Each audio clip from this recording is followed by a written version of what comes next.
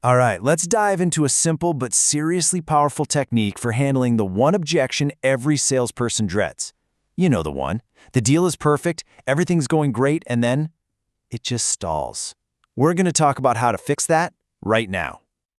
So you've probably noticed the market has totally shifted. For a little while there, things were pretty straightforward. But now, negotiation is back, and it's back in a big way. It doesn't matter if you're a 20-year veteran or brand new to the sales floor. Mastering these fundamentals is what's going to set you apart.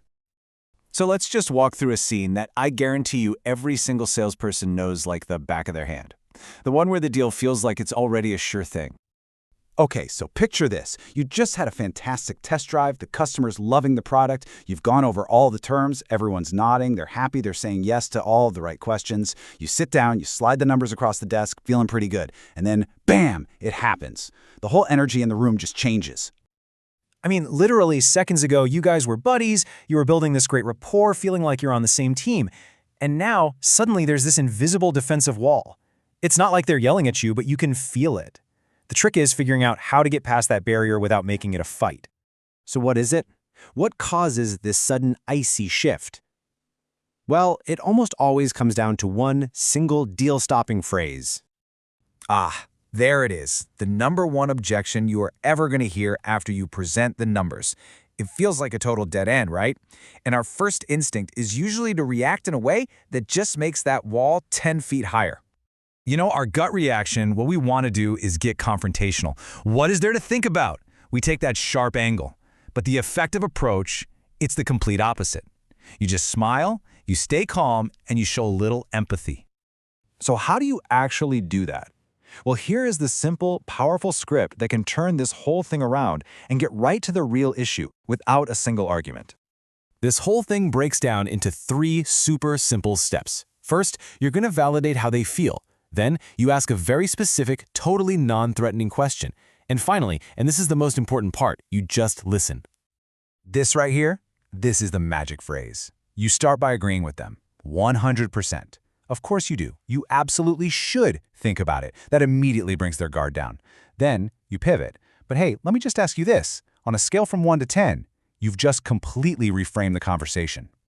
And to make it totally crystal clear, you define that scale for them. You say, with 10 meaning you take it home right now, and 1 meaning you wouldn't take it if I gave it to you for free, where do you stand?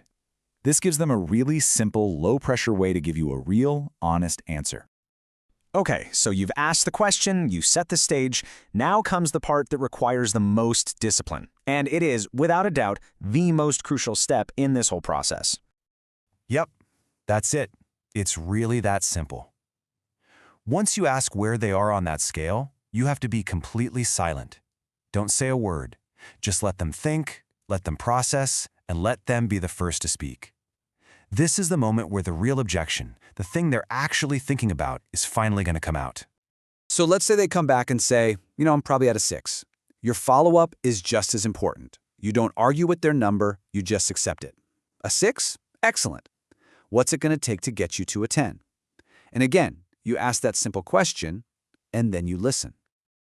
And boom, there it is. The customer just told you the real problem. It was never about thinking about it, it was about the monthly payment. Now you've got a specific, solvable problem you can actually work on, instead of that vague, impossible-to-overcome objection. So here's the really important part. This isn't just some clever trick with words. It works because it's built on a foundation that's just way more effective for selling anything.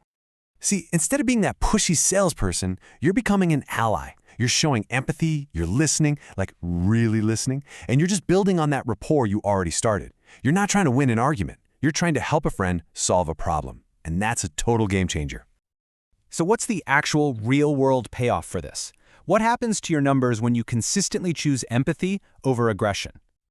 Well, the results can be pretty dramatic. The difference between an average 15-car-a-month salesperson and a top-tier 30-car-a-month pro, it often just comes down to mastering these simple conversations. Doubling your sales isn't about some complicated new system, it's about changing how you listen. And that's really the key takeaway here. This huge jump in performance doesn't come from pushing harder, it comes from communicating smarter. It's about shifting from making statements to asking better questions. And look, this is nothing new. This exact technique has been used successfully by the best of the best for over 30 years. It is a proven, time-tested way to bring down that defensive wall that shoots up the second you start talking about money. So the next time you hear, I want to think about it, don't see it as a wall, see it as a doorway. It's an invitation to stop talking, start listening, and ask one simple question that gets to the only thing that actually matters. What are they really thinking about?